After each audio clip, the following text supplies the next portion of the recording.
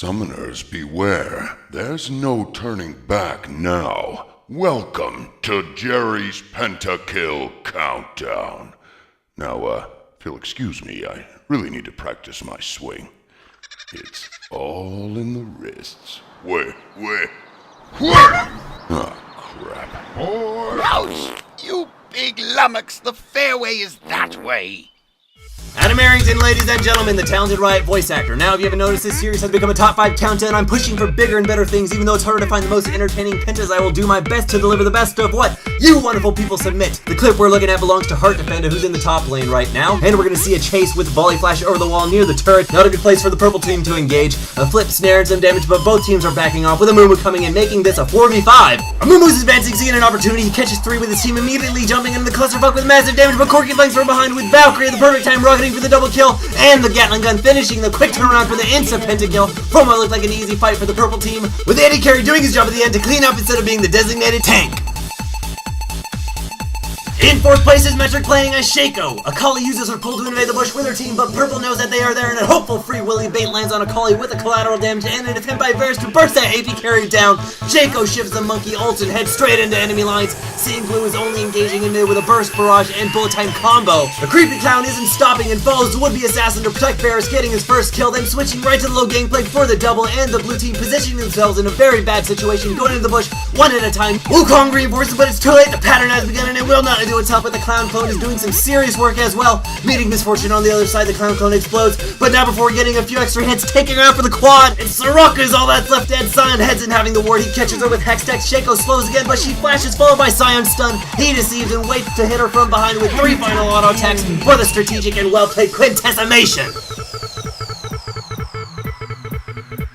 Coming in the bronze, 3rd medal place, we have Mr. Kearney playing as Kog'Maw on the purple team. In this mid lane team fight, we see both teams are poking at each other, having an equal amount of harassed with 2 cogs, and both mages counterattack with Lee Sin and Blitzcrank leaving the fight area. Blue team is analyzing the next step, whether or not to engage. Nidalee is the only one hit by the laser, so engaging is possible for Blue with that out of the equation. Lux took the shockwave, but Renekton engages forward with a dash into Orianna for good damage, trying to burst her, but is stunned by Riven instead and gets bursted down himself before his ult took full effect, and the blue team is winning the fight, zeroing in on Kog'Maw, who focused Orianna, grabbing kill number 1.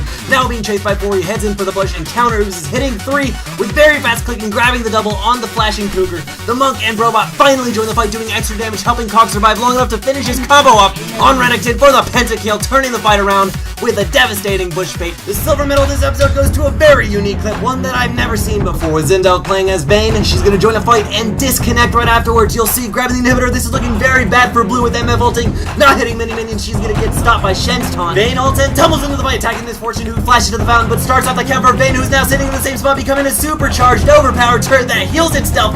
She starts focusing minions at being a telltale sign of a DC right there. She is still going, and now it's all up to Santa Claus what happens next here, with Nautilus giving up the triple kill. Vayne is hitting Yorick face, taking an extreme amount of damage. With BT fully stacked, she's being focused by Hammer and his rockets, but he's throwing everything he's got at her, but she's not dying, dropping down to 1 HP, not once, but twice, and DC Vayne finishes off the Heimer, who was even sitting in the fountain healing, but it was no match for the retard strength of DC Vayne. Breaking the meta, she annihilates, getting the most unique pentakill thus far, but she wouldn't find out for another few minutes after his friend told him what a boss he was, while he was not playing.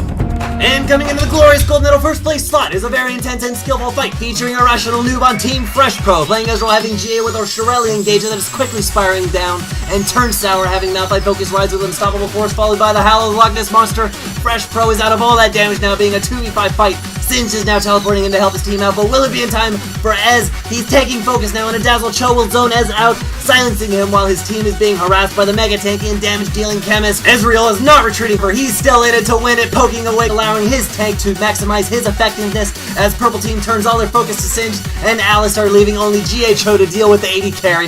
Alistar flashes away, Ezreal dashes to snipe out Graves, while Cho retreated and continues to kite with the red buff, and many mystic shots forcing the enemy GA and sniping out Tark, who is on the chase with Orianna for Singe, but she is caught in the adhesive, trapping her in his sights, jumping over the rupture just in time and into Ori, making sure she does not get out alive or shield herself again. Malphite thinking that he can do something, gets into mystic shot range and regrets his decision right afterwards, letting Ez get the quad combo, and Cho is stopped by the Alistar, who flashed away and gets knocked in flung, but retreats to the bush, but it's too late. A final rupture attempt on the cow, but Ez shifts himself with the last auto attack into the Hall of Pentakillers, turning this initially terrible engagement into a work of art, showing AD carries everywhere that kiting is a skill, and a skill that pays off. Pentakill.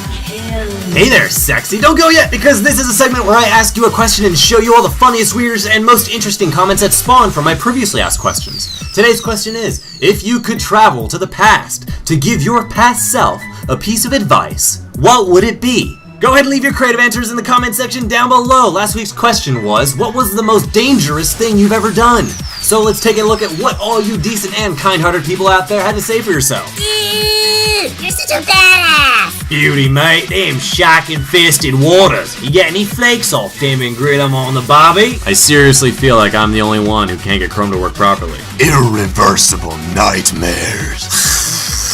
I bet she put the slap in the bitch slap she gave you, boy. And your name is Expert Man? Man, you put the you're in failure, as in you're the failure.